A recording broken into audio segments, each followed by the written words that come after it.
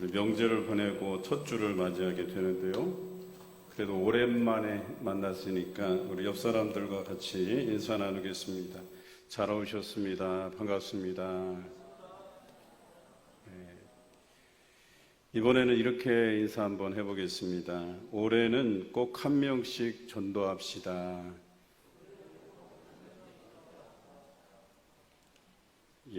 제가 여러분께 사실은 이렇게 이야기하고 싶었는데 제가 순한 말로 인사드리게 했잖아요. 원래 제 심정은 좋은 말로 할 때 전도합시다. 이러고 싶었는데 그래도 순한 말로 여러분들과 함께 우리 인사 나눈 대로 오늘 전도에 관해서 말씀을 나누려고 합니다. 기독교가 가장 어려움에 처했을 때가 로마의 압제하에 있었을 때입니다. 특히 로마 황제 마르쿠스 아우렐리우스 때에 기독교는 불법이었습니다. 그래서 예수님을 믿는 사람들을 잡아다가 재판하는 일이 벌어졌고요. 또 그 그러니까 죄라고 하는 게 예수님 열심히 믿고 예수님 열심히 전한 죄라고 할 수 있겠죠.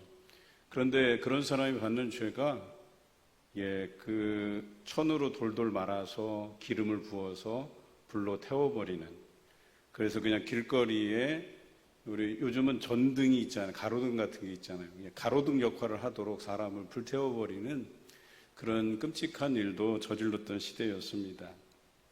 그때 비엔나에 한 젊은 집사가 있었는데요. 이름은 쌍투스였습니다. 이 쌍투스는 예수 믿는 죄로 붙잡혀서 재판을 받게 되었어요.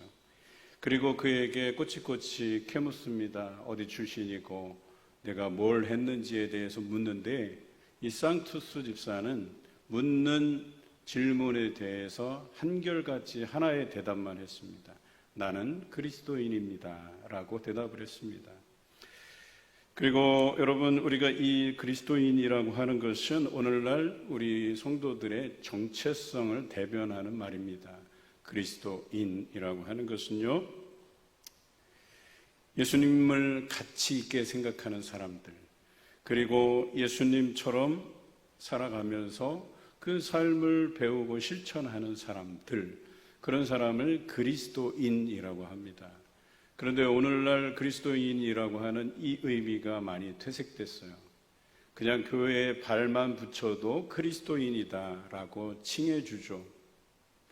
사실 처음부터 그들이 그리스도인이라는 평가를 얻었던 것은 아닙니다. 사도행전에 의하면 초대교회가 생기고 한 10년에서 15년이 흘러서 비로소 그들이 그리스도인이라고 말을 듣게 되었다고 성경 기록되어 있어요. 그것은 무엇을 의미합니까? 그들이 믿고 단번에 그리스도인이라고 평가를 얻은 것이 아닙니다. 그들이 오랜 세월들 동안 예수 그리스도에게서 배우고 그분의 삶을 닮아서 살아가는 10년, 15년의 그 삶을 통해서 그들이 그리스도인이라고 평가를 얻은 것이죠. 반대로 가이사의 사람들이라는 소문도 있었어요. 이 가이사의 사람들은 뭐예요? 로마의 황제를 숭배하고 그 사람을 지지하고 열망하는 사람들을 가이사의 사람들이라고 말했던 것이죠. 아무나 가이사의 사람들이 될 수 없었어요. 가이사를 전적으로 지지하고 또 물질로 그를 후원하고 이런 사람들에게만 가이사의 사람들이라는 호칭을 받았었거든요. 그런데 여러분, 그리스도인이라고 하면 정말 무늬만 그리스도인이 아니에요. 그 삶이 예수 그리스도를 닮아서 하나님의 나라를 전파하는 데 온 인생을 바칠 수 있는 사람, 그리고 선한 영향력을 끼칠 수 있는 사람, 이런 사람을 그리스도인이라고 이야기하는 것입니다. 여러분, 하나님께서 무엇을 원하시는지 날마다 우리는 묻고 그 하나님의 뜻대로 살아가는 사람이어야 진정한 하나님의 사람이죠. 하나님과 동등됨을 취할 것으로 여길 만한 예수님께서도요, 하나님의 뜻을 날마다 물으셨습니다. 그래서 하나님 앞에 아주 중요한 일들을 앞두고 산으로 한적한 곳으로 기도하러 가셔서 날마다 하나님의 뜻을 물으면서 사신 분이셨습니다. 하물며 예수님의 제자됨을 표방하는 우리가 하나님의 뜻을 묻지 아니하고 살아갈 수 있는 방법은 없습니다. 과연 성경에 하나님의 뜻은 무엇이라고 기록되어 있는지 우리가 알아야 되지 않겠습니까? 그래야 하나님께 그 뜻이 무엇이냐고, 진정 나를 이런 목적으로 부르셨냐고 기도할 수 있지 않겠습니까? 성경 여러 곳에 하나님께서 원하시는 바에 대해서 언급되어 있습니다. 우리 몇 가지 차근차근 알아보고자 합니다. 먼저 예수님께서 그 하나님의 뜻을 묻고자 새벽에 또는 한밤중에 한적한 곳으로 가서 기도하셨던 내용이 여러 번 등장하는데요. 거기에서도 발견할 수 있습니다. 마가복음 1장 35절에 기도하신 내용이 이렇게 기록되어 있습니다. 이르시되 우리가 다른 가까운 마을들로 가자. 거기서도 전도하리니 내가 이를 위하여 왔노라 라고 기록되어 있어요. 여러분 어떠십니까? 예수님께서 이 땅에 오신 목적이 전도하러 나왔다고 기록하고 있어요. 예수님께서도 이 땅에 전도하러 오셨다고 분명히 기록하고 있습니다. 예수님의 사명이 전도라는 것이에요. 마태복음 4장 19절에서도 예수님께서는 제자들을 부르시면서 이렇게 말씀하셨습니다. 말씀하시되 나를 따라오라. 내가 너희를 사람을 낚는 어부가 되게 하리라 하시니. 여러분, 예수님께서 제자들을 부르신 목적도 전도를 위해서 부르신 것입니다. 그리고 그들에게 귀신을 쫓아내고 병든 자를 고치는 능력을 주셨습니다. 여러분, 능력을 가지는 것이 무슨 뜻인 줄 아십니까? 그 능력을 가지고 목적을 위해서 사용하라고 주신 것입니다. 그 능력을 통해서 전도하도록 하셨다라고 하는 것이죠. 여러분, 그런데요, 목적을 잃어버리면 능력도 사라지게 되는 겁니다. 여러분, 삶의 목적과 방향을 잃어버리면 그 주신 능력을 엉뚱한 데 사용하게 되는 것이죠. 하나님께서 그런 능력을 지속적으로 유지하도록 하실 이유가 우리가 전도의 삶을 살아내지 못하면 그것을 계속해서 주실 이유가 없는 거예요. 여러분 삶의 능력이 나타날 이유가 없는 거예요. 그런데 전도하면서 사는 사람, 그런 사람에게 하나님께서 능력을 지속적으로 유지하게 해 주신다. 그것이 날마다 경험되게 하신다라고 하는 것입니다. 여러분, 능력 있게 사시길 원하십니까? 전도하십시오. 그 전도하는 삶에서 능력이 나타나게 돼 있다라고 하는 것입니다. 그것을 위해서 우리에게 능력을 주신 것이죠. 사업이 잘 되게 하시고 물질이 풍요롭게 하시고 건강한 삶도 주시는 것이고 열정도 우리에게 허락해 주시는 것이에요. 그런데 목적을 잃어버리면 열정이 사라져 버린다는 거예요. 능력도 사라져 버린다는 거예요. 내게 베풀어 주신 삶도 하나씩 하나씩 사라져 버리고 피폐해져 갈 수밖에 없다라고 하는 것이죠. 여러분, 전도하지 않으면 능력이 사라지는 겁니다. 누가복음 10장에는 70일 전도대를 파송하는 장면이 등장해요. 그들을 추수할 일꾼이 부족하다고 해서 추수할 것은 정말 많은데 추수할 일꾼이 부족해서 너희를 파송한다고 하시면서 그들에게 능력을 주세요. 그리고 그들이 나가서 병자들을 고치고 하나님의 나라가 가까이 왔다고 전하라고 말씀하셨어요. 그리고 그들이 가는 곳마다 병자들이 일어나고 귀신이 쫓겨나는 그런 놀라운 역사가 경험되었다라고 하는 것이죠. 그들에게 능력을 주신 이유는 그들 안에서 이 전도를 이루어 가시기 위해서 주신 능력이었다라고 하는 것입니다. 그들이 전도의 목적을 위해서 부르심을 입었다는 사실을 잊게 될 때 그들에게 어떤 기적도 나타나지 않습니다. 경험되지 않습니다. 오히려 믿음 없는 자로 책망받기 일쑤였다는 사실을 기억하시기 바라요. 예수님의 제자들이 그러했습니다. 전도의 목적을 가지고 그들이 나갈 때는 여러분 목숨이 위태롭게 되어도 두렵지 않았었어요. 그런데 그들이 예수님이 왕위에 오르면 내가 왼쪽에 앉을까 오른쪽에 앉을까 이것을 고민할 때 그들 안에 기적이 사라지고 능력이 사라지고 오히려 예수님에게 믿음 없는 자로 책망받았던 기억이 여러 번 성경에 나옵니다. 그런 거예요. 목적을 잃어버리면 능력도 사라지는 것입니다. 그냥 믿음 없는 자로 낙인 찍히고 전락하고 마는 것입니다. 그런데 도대체 이 전도라는 것이 뭐길래 이렇게 목사님뿐만 아니라 어느 교회를 가든지 이렇게 전도를 강조할까? 여러분, 이것은 하나님께서 원하시는 것이기 때문에 당연히 강조될 수밖에 없는 것입니다. 예수님께서 우리에게 승천하시기 전에 강조했던 말씀이 마가복음 16장 15절에 나오는데요. 제가 읽어드릴게요. 또 이르시되 너희는 온 천하에 다니며 만민에게 복음을 전파하라. 이게 예수님께서 마지막으로 우리에게 남기신 이 땅에서의 말씀이에요. 믿는 자에게 표적이 따르는데 그 뒤에 말씀이 이렇습니다. 귀신을 쫓아내고 새 방언을 말하고 뱀을 집어 올리고 무슨 독을 마시더라도 해를 당하지 않을 것이며 병든 자에게 손을 얹은 즉 나으리라고 말씀하셨습니다. 능력이 나타나는 거예요. 어느 때에? 복음을 전할 때에. 전도자의 삶을 살아갈 때에 능력이 경험된다고 성경은 기록하고 있습니다.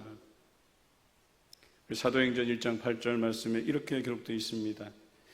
오직 성령이 너에게 임하시면 너희가 권능을 받고 예루살렘과 온 유대와 사마리아와 땅끝까지 이르러 내 증인이 되리라 하시니라. 여러분, 전도하기 위해서는 제일 처음에 뭐가 임한다고요? 성령이 임한다고. 성령이 임하면 내게 뭐가 생겨요? 능력이 생긴다고 합니다. 그 능력으로 온 예루살렘, 온 유대, 온 사마리아, 온 땅끝까지 나가서 복음을 전할 수 있게 된다고 예수님께서 말씀하셨어요. 여러분, 예수님께서 허언을 하실 분인가요? 헛소리 하실 분인가요? 아니잖아요. 우리가 성령으로 충만하면 능력을 받고 그 능력으로 전도할 수 있게 된다고, 그 전도가 내 가족뿐만 아니라 내 이웃, 내 동료, 심지어는 땅끝까지 이르러서 내가 전도할 수 있게 될 것이라고 말씀하고 계시잖아요. 여러분, 전도하는 자가 성령을 받은 자이고 능력을 선물로 받은 자입니다. 그런데요, 성령의 충만함 없이 살아가는 사람은요, 능력도 없어요. 그리고 전도도 못해요. 여러분, 전도 못하는 게 잘하는 게 아니에요. 전도 못하는 사람이 성령 충만하지 못해서, 또 그 성령 충만하지 못해서 능력도 없는 그런 힘없는 삶을 살아가는 거예요. 비실비실.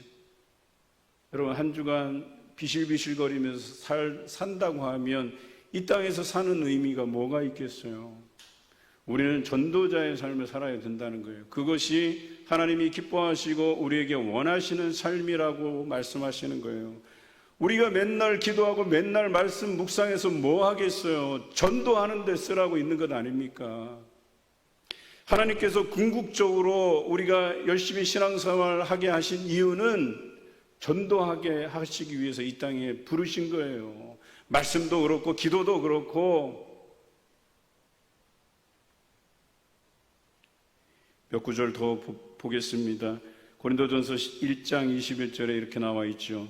하나님의 지혜에 있어서는 이 세상이 자기 지혜로 하나님을 알지 못하므로 하나님께서 전도에 미련한 것으로 믿는 자들을 구원하시기를 기뻐하셨도다. 여러분, 하나님께서 기뻐하시는 게 믿지 못하는 사람들, 그런 사람들 전도에 미련한 것으로 전해서 그 사람들이 하나님께로 돌아오게 만드는 것, 전도하는 것, 이것을 하나님께서 가장 기뻐하신다고 성경은 기록하고 있어요. 이게 하나님의 뜻입니다. 디모데전서 2장 4절에 이렇게 나옵니다. 하나님은 모든 사람이 구원을 받으며 진리를 아는 데 이르기를 원하시느니라. 하나님이 원하신대요. 뭘 원하십니까? 모든 사람이 구원을 받으며 진리를 아는 데 이르기를 원한다고 성경은 이야기하고 있어요. 이게 하나님께서 원하시는 것이에요. 이것이 하나님께서 기뻐하시는 삶이라고 이야기하는 겁니다. 모든 사람이 구원을 받고 모든 사람이 진리를 아는 데 이르기를 원하신다고 분명히 말씀하고 계시잖아요. 우리에게 전도하라고 말씀하시는 겁니다. 그것을 하나님께서 우리에게 요구하시고 하나님께서 원하신다라고 하시는 겁니다.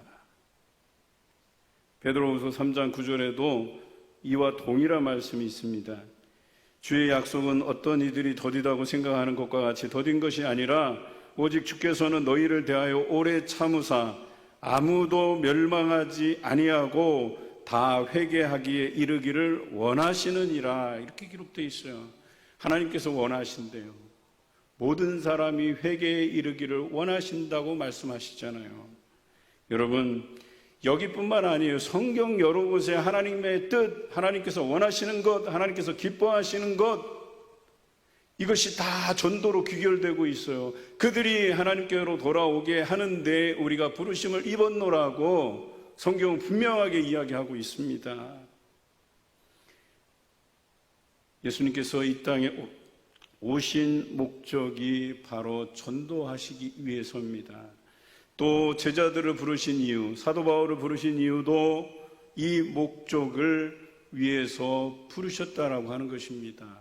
그래서 그들이 전도의 사명을 다하기 위해서 목숨을 바쳐서까지 이 일에 매진했던 이유가 이렇습니다. 그러나 그 사람의 품성이 좋아서, 믿음이 좋아서 아니에요. 그들이 하나님의 뜻을 정확히 알았기 때문에 그랬던 겁니다. 우리가 전도하지 못하는 이유는 무엇입니까? 이것이 하나님께서 원하시는 길이고 이것이 하나님께서 기뻐하시는 길임을 몰랐기 때문이지 않습니까? 모르는 이유는 어디에 있겠어요? 우리가 성경을 보지 않기 때문에 그래요. 말씀을 깊이 묵상하지 않기 때문에 그래요. 정말 하나님께서 원하시고 기뻐하시는 일들이 성경에 다 나와 있는데 읽으면서 정말 하나님께서 이것이 나에게 원하시는 삶인가? 정말 내가 이렇게 하시기를 기뻐하시는가? 성경 읽으면 다 드러나는 말씀들이에요.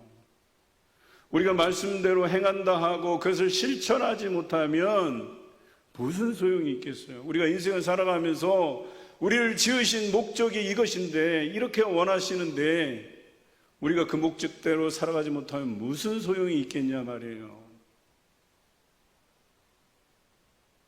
우리는 그리스도인이라고 말하면서 도대체 무엇을 위해서 살아왔을까요? 정말 여러분, 하나님의 뜻, 하나님께서 기뻐하시는 것, 그것을 위해서 살아오셨습니까? 그렇다면 전도하는 일에 여러분 매달려야 되지 않겠어요? 여러분, 올해 전도하셨습니까? 제가 아까 인사드리라고 한 게 그냥 예의상 하라는 인사가 아니에요. 부담 가지시라고 드린 거예요. 제가 좋은 말로 순하게 가르쳐 드렸잖아요. 한 명씩 전도합시다. 심한 말로 하면 좋은 말로 할 때 전도하십시오. 하나님한테 야단 맞기 전에 전도하십시오. 하나님께서 그토록 원하시고 기뻐하시는 삶이 그것인데, 그 삶은 내팽개쳐버리고 내가 다른 삶을 산다고 한다면 우리가 지으신 목적이 무슨 소용이 있겠어요? 오늘 성경에 사람이 마음으로 믿어 의에 이르고 입으로 시인하며 구원을 받는다고 했습니다. 그들이 믿는 것이 바로 예수 그리스도시죠.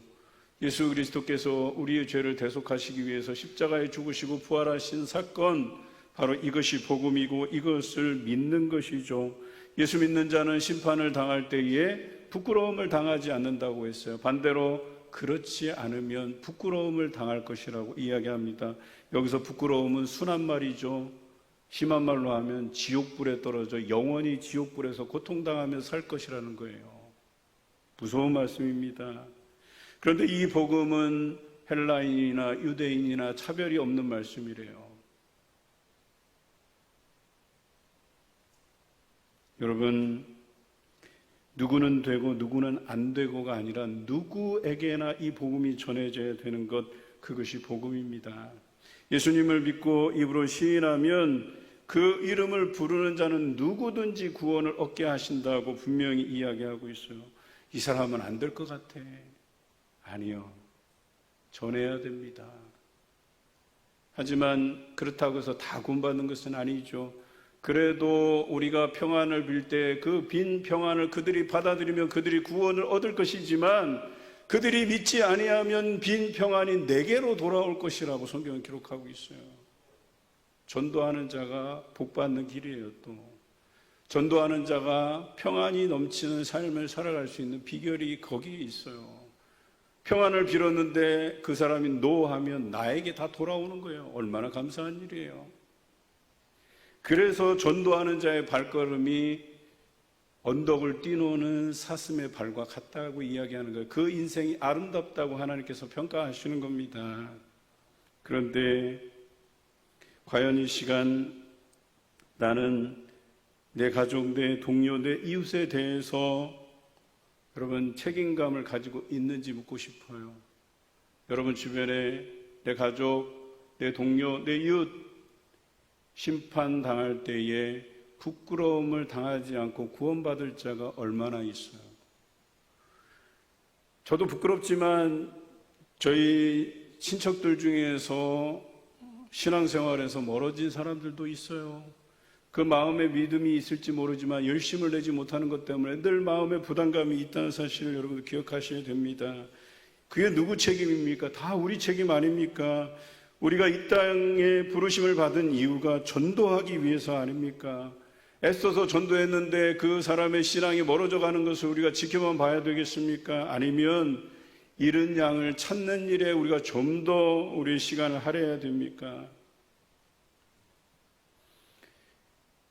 이들이 예수님을 알고 믿기 위해서는 반드시 그들이 들어야 돼요. 여러분 내버려두면 알아서 언젠가는 돌아오겠지. 아니에요. 오늘 성경에서는 믿음은 들음에서 난다고 17절에 이야기하고 있습니다. 듣지 못하는데 무슨 믿음이 생기겠습니까? 무슨 열심이 생기겠습니까? 무슨 회복이 있겠습니까? 본문 14절입니다. 그런즉 그들이 믿지 아니하는 이를 어찌 부르리요? 듣지도 못한 이를 어찌 믿으리요? 전파하는 자가 없이 어찌 들으리요? 라고 되어 있어요. 여러분 그들이 들음이 없는데 어떻게 믿음이 생기겠어요? 우리가 전파하지 않는데 그들이 어떻게 듣겠습니까? 다시 한번 물어보겠습니다. 여러분 듣지 못하는 사람의 책임이 커요? 전파하지 않는 자의 책임이 커요? 전파하지 않는 사람의 책임이 큰 겁니다. 저들이 듣지 못해서 불신자가 되어 있는 것 그 사람을 탓할 수가 없어요. 그 사람의 책임이 큰 것이 아니고 복음을 전하지 않는, 전파하지 않는 우리의 책임이 크다라고 얘기하는 겁니다. 그런데 나는 책임 없다고, 저 사람은 예수 안 믿기 때문에 멸망의 지옥불에 떨어질 수밖에 없다고, 여러분 단정적으로 이야기할 수 없어요. 그 책임을 누구에게서 묻는데요? 우리에게서 묻는 겁니다. 왜 전하지 않았냐는 거예요. 왜 저들이 듣지 못하게 했느냐는 거예요. 오늘 성경에도 나와 있잖아요. 듣지도 못한 일을 어찌 믿으리요? 전파하는 자가 없이 어찌 들으리요? 라고 돼 있잖아요. 전파하지 않는데 그들이 어찌 믿을 재간이 있어요? 여러분 말해야 됩니다. 사랑하는 가족들에게, 사랑하는 동료에게, 사랑하는 이웃에게 말해야 돼요. 듣게 해야 돼요. 쓸데없는 말 하지 마시고 복음을 전해야 된다는 거예요. 예수 그리스도를 전해야 된다는 거예요. 잘 살고 있어? 밥 잘 먹고 있니? 이 따위 그냥 형식적인 말 말고요. 예수 믿으라고, 너희의 살 길이 여기 있다고, 여러분 원색적으로 예수 그리스도를 전하셔야 되는 겁니다. 그렇게 얘기하지 않고 만날 때마다 밥 먹었니? 하는데 그 말이 너 예수님 믿어야지 라고 들려지겠어요, 그들에게? 그런데요, 매일 만날 때마다 너 예수 믿어야지, 믿고 천국 가야지, 이런 이야기를 반복적으로 하잖아요. 그러면 그때부터 어떤 기적이 나타나냐면 밥 먹었니? 그러면 예수 믿으라고? 알았어. 이렇게 되는 역사가 일어난다니까요. 이제 척하면 척하고 알아들을 만한 때까지 복음이 전해져야 되는 거예요. 저 사람 또 우리 집에 왔네. 또 예수 믿으라고 하겠네. 밥 먹었니? 묻는 그 이야기가 자기에게는 너 예수 믿어야 돼? 라고 들려지는 거예요. 여러분 이런 기적이 나타나야 되는 겁니다.